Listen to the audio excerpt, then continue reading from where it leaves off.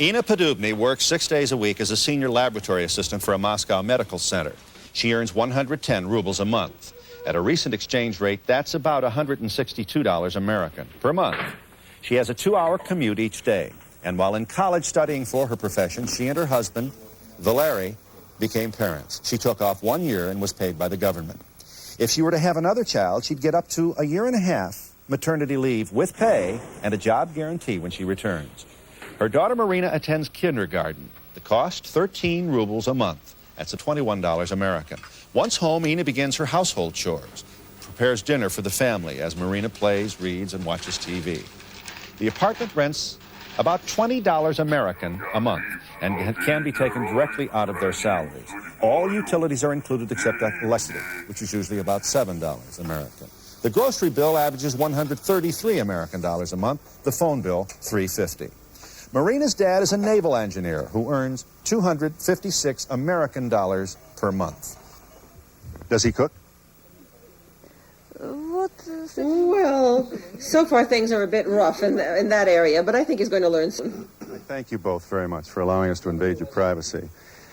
When the American man comes home, he is so tired, he sits down and he has a can of beer.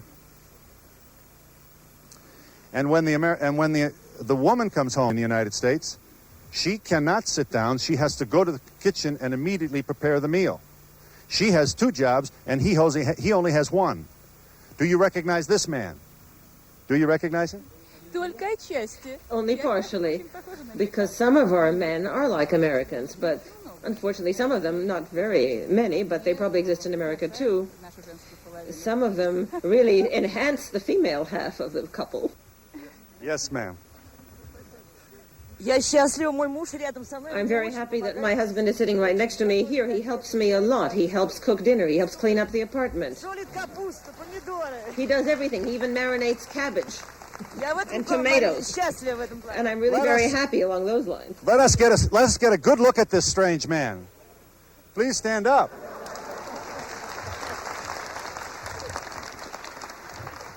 See, in my country they are saying, yes, but he is the exception.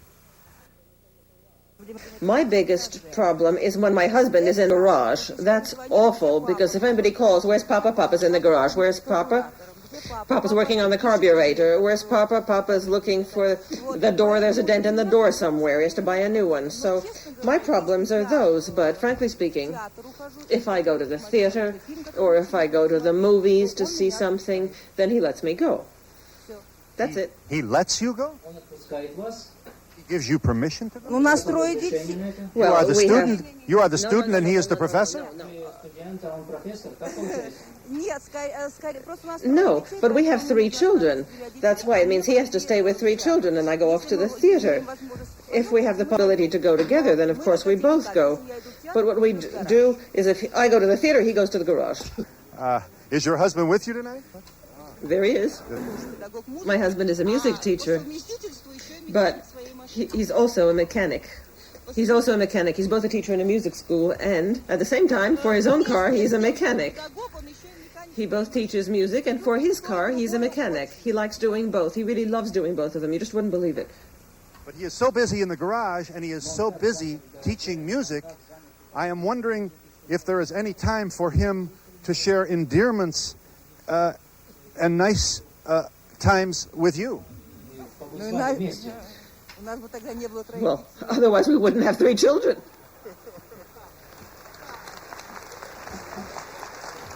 It's also true that medical care in the Soviet Union is free.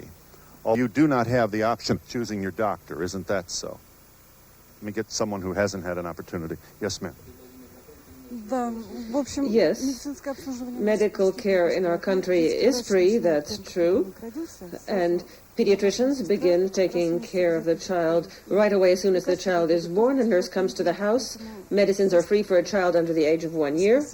That's why we can say thank you to our Soviet medicine that care for children under the age of 14 months is free in the clinic, and when children are older it's also free, because after all, medical care for adults is also free, and sanatoriums are free in our country.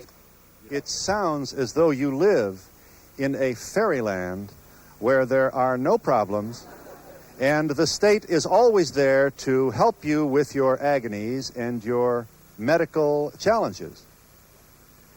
At home in America, some suspicious viewers might be saying, but this is propaganda.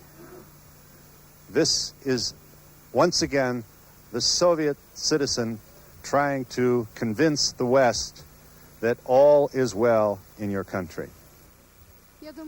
I think there are always problems, that both American families and our families have problems. Everybody has problems, because the biggest problem is that of bringing up children. Children must be brought up both by women and by men. Women give them emotion and feelings and give them reason. No matter how emancipated and liberated a woman is,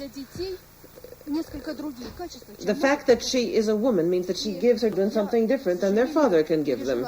Yes, ma'am. Yes. Unfortunately, parents sometimes just physically don't have enough time for the education of their children. For example, I work until 6 in the evening. I only come home at 7 o'clock. I don't have any children yet.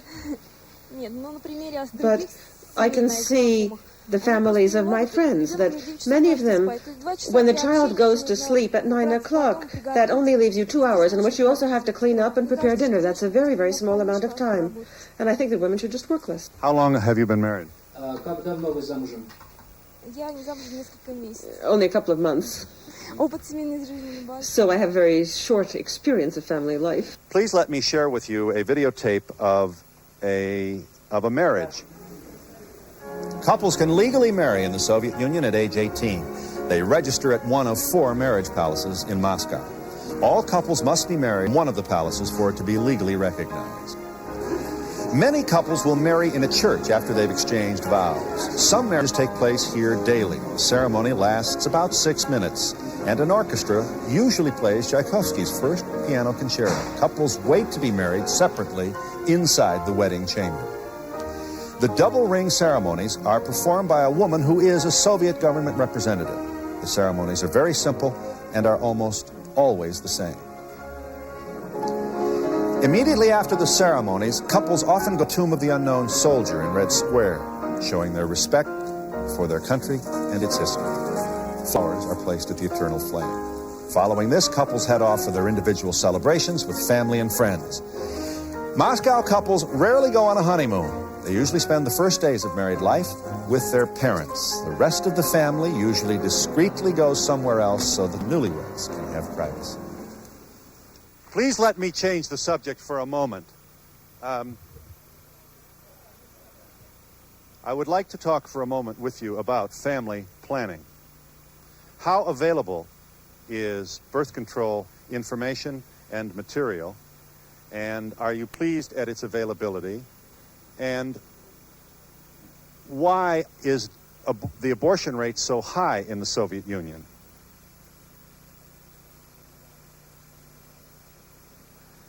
Suddenly I feel silence from this audience. Is it the woman's responsibility? Are the men partners in this problem? And why is abortion so high? The abortion rate is very high in the Soviet Union. Yes, sir. I can give you professional information. We are lagging behind. The demographers and the doctors speak about what we consider these topics to be somewhat delicate, and your question gives rise to a rather acute reaction. But the situation is bad with birth control. There isn't enough of it. The doctors, the demographers are dealing with that, but it's certainly a weak point in our society. Abortions, however, are free, are they not? Просто из-за низкой культуры It's a lack of culture of birth control. There is a high rate of abortion, higher than in many other countries, despite the fact that everybody understands that this is bad because nothing could be worse than abortion. But abortion is provided free by the Soviet Union government. Yes. Thank you very much, sir, for your candor. Is there anyone else who would like to speak to this delicate issue? Yes, ma'am. I'd like to answer that question not just as a woman, but as a specialist. I work in a drugstore. Right now, our friend here just said that there's a problem with access to contraceptives. Right now, in fact, there is a campaign being conducted among older students. There's a wide variety of contraceptives available. I work in that drugstore. I myself see what is available. And as for the abortion rate, I can't judge. But that contraceptives are popular and that there is a demand for them, that is so. I can't say that there is no demand or that they aren't used. They are used, both Soviet and imported ones. Who purchases the contraceptive material, the man or the woman? You know, mostly women, of course, mostly women. Does it bother you if your child engages in intimate behavior with a member of the opposite sex before they are married? Does that bother you? No, it does not bother me. Yes, it does bother me.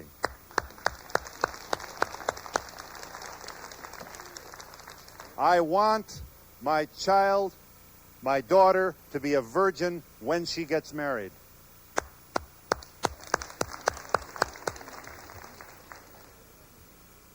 I believe that she will be a virgin before she gets married.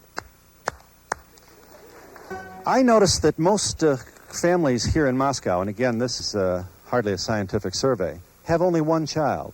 That is to say, couples your age appear to have only one child. Not all marriages, of course, but most. And I'm also told that the state is encouraging you to have more children, since the birth rate here in Russia, the Republic of Russia, is lower than it is elsewhere in the vast reaches of the Soviet Union. Do you feel a patriotic responsibility to have more than one child? Yes, I'd like to say that I have two children,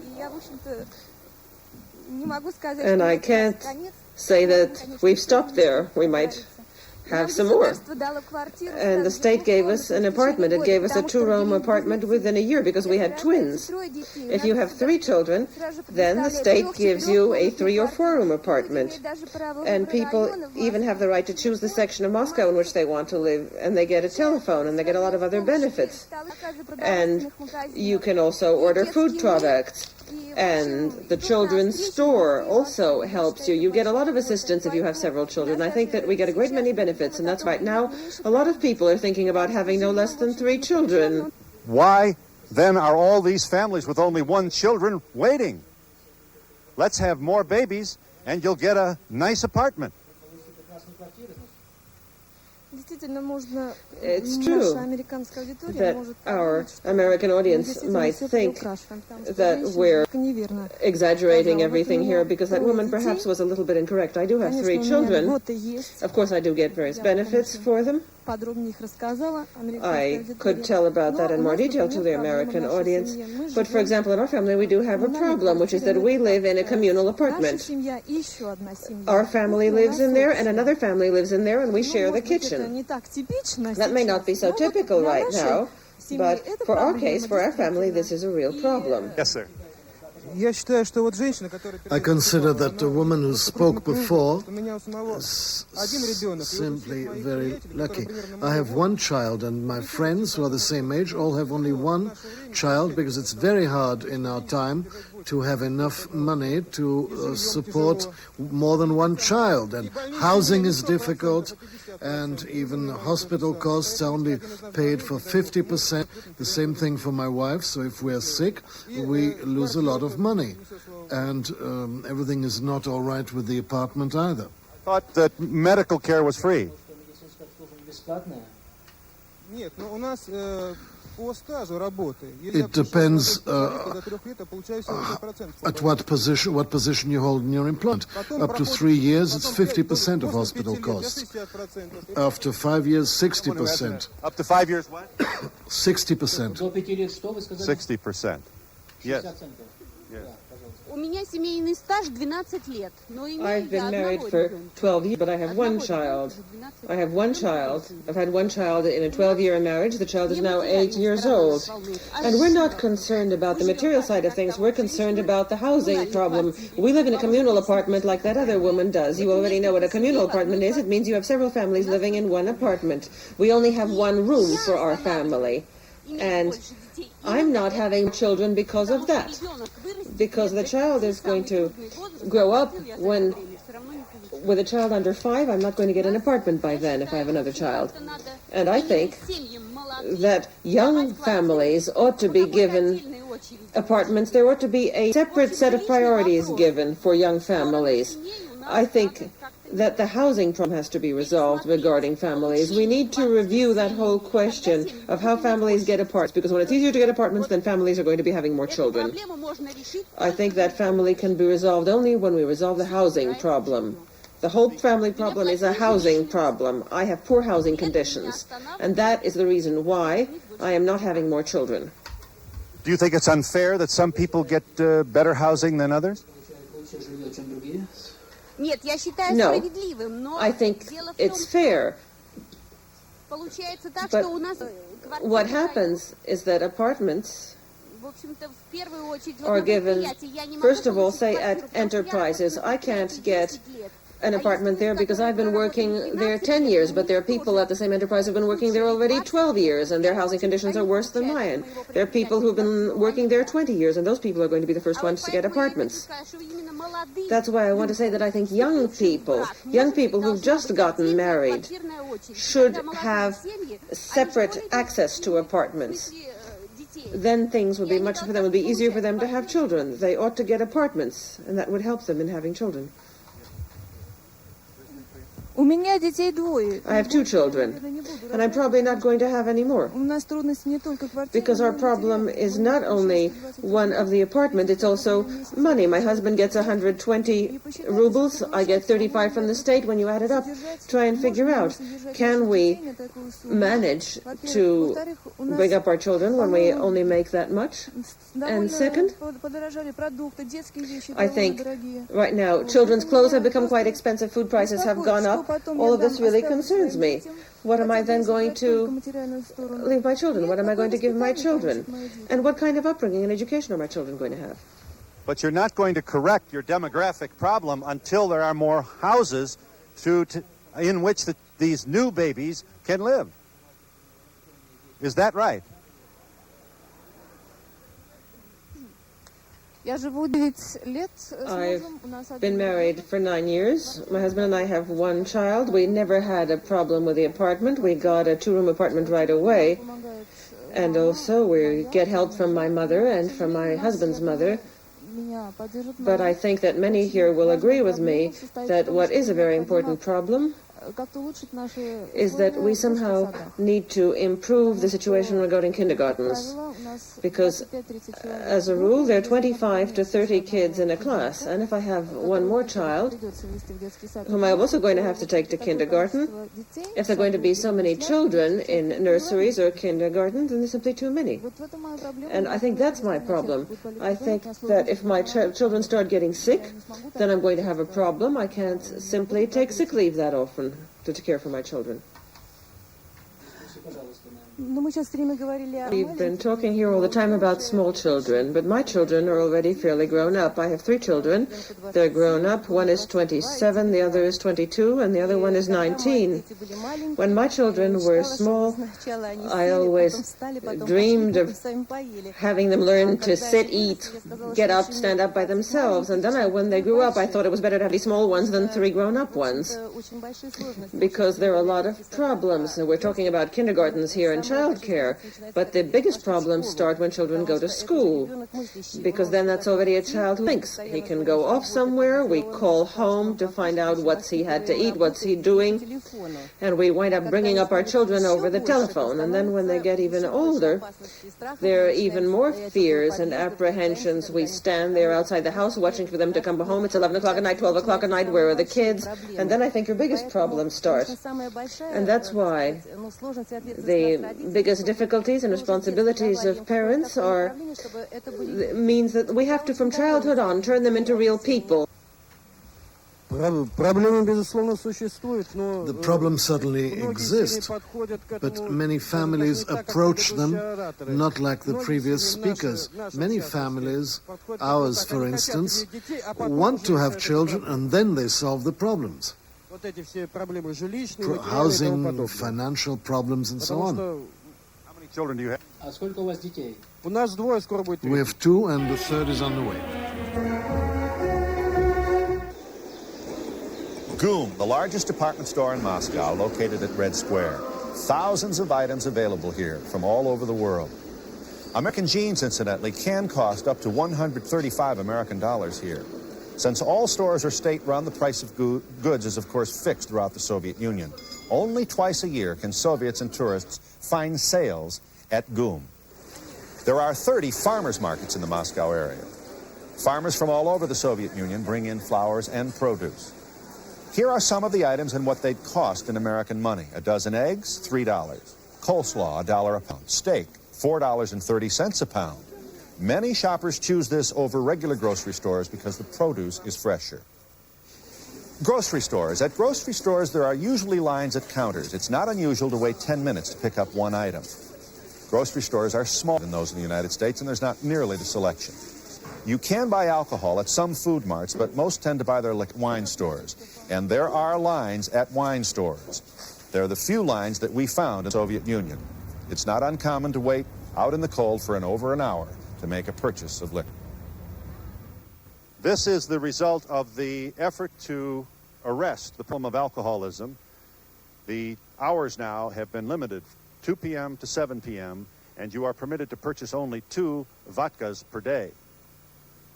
We are told that there is an acknowledgement that this is a difficult prohibition to enforce.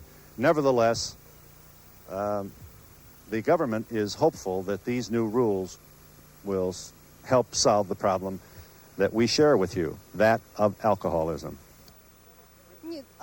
No, alcoholism is a very big problem. It's occurring to everyone. Well, earlier you might have run into drunks whenever there was a holiday, drunks all over the streets, drunks in the buses, on subways, even on any day. Right now there's a lot less of that. I know families, for example, where the parents drink, and that's a terrible tragedy. It creates tremendous problems in bringing up children. The children are miserable and everybody suffers from that. We support the policy of our government, which is looking for a sober way of life. I'm a professor. I've been working with students for over 30 years. And in recent years, we consider that what the government established, these rules and anti-alcoholic rules, this is very good because there's been a tremendous falling off of alcoholism among the young people or criminality among them on the basis of alcoholism, and the majority considers this to be a good campaign. In the United States, we believe that excessive consumption of alcohol is very much contributing, not in all cases, but in many cases, to child abuse, to wife abuse, to violence, to loss of temper, to irresponsible behavior. Do you find that to be the case in the Soviet Union? Unfortunately, things like that do occur, and as a result, the children suffer. And then in that case, the state protects the children by depriving the parents of their parental rights and by ensuring that the children will be properly brought up in special boarding schools, or in some cases, if there are relatives who can undertake to the children, then they're given trusteeship over them. May I ask the women just one question, and then we'll move on to other topics. Would you rather stay home and be a housewife and raise your children than to leave the home every day to work for rubles? I'd like to say that I would not like to drop work because of my children, and I have 2 children. Not just because I want to earn money, but also because it means I can take an active part in the life of our country. I want to be a part of social life. I have one more personal and delicate question, which I would like to encourage you to speak to. and that is the question of infidelity.